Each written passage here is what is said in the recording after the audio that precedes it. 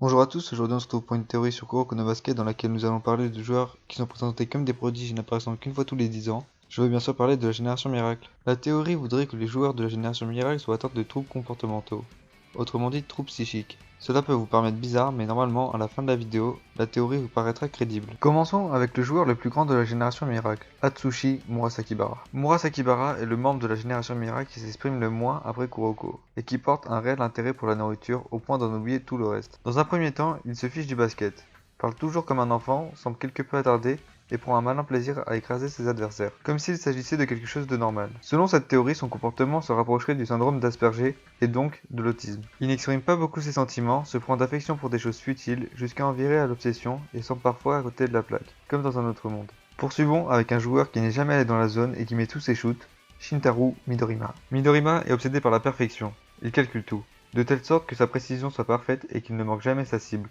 Au moindre contact, il va se mettre en colère. Lorsqu'il fait quelque chose, il le fait à fond, de façon à mettre toutes les chances de son côté, comme s'il avait peur du ridicule, ou bien de l'échec. Il va même porter des bandages sur les doigts de sa main gauche pour pas les salir, et il va limer ses ongles pour qu'il ait un shoot optimal. Sa chance fait partie de son perfectionnisme, car il va suivre son horoscope tous les jours et acheter l'objet sur un site du jour. Selon cette théorie, il serait maniaque et même encore plus. Un réel perfectionniste. Un perfectionniste, donc quelqu'un de très pointilleux sur le moindre détail, qui peut le rendre fou. Passons maintenant au joueur qui a la détente la plus élevée, Taiga Kagami. Le problème de Kagami est qu'il s'énerve très vite, et donc c'est celui qui s'emporte le plus facilement. On en rencontre souvent des gens comme ça, qui ne savent pas rester en place et qui ont toujours besoin de faire quelque chose. Et donc son problème serait que d'une part, il soit colérique mais aussi hyperactif.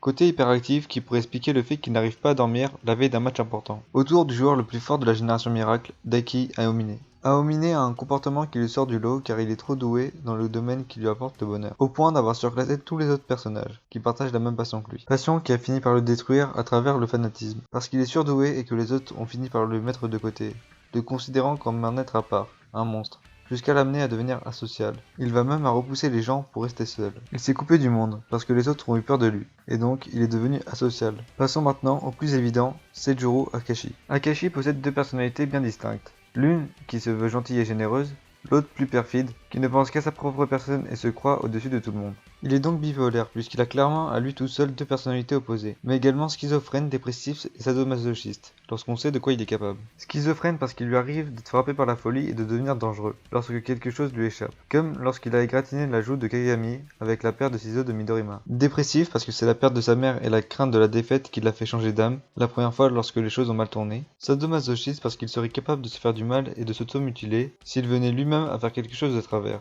comme lorsqu'il a promis d'offrir ses yeux à son équipe en cas de défaite par sa faute. Il est fou et totalement imprévisible. Autour du problème de Ryuta Kise, ça serait son manque d'ambition, de personnalité et qu'il serait l'opposé même d'Akashi, qui lui en possède plusieurs facettes. Son rêve initial c'était de trouver quelque chose qui lui plairait vraiment. Il a alors fait les tours des clubs de son collège et lorsqu'il a rencontré Aomine, il a commencé à l'admirer, au point d'essayer de devenir comme lui, d'essayer de prendre ce qui lui appartient, comme Kuroko, lui voler son identité.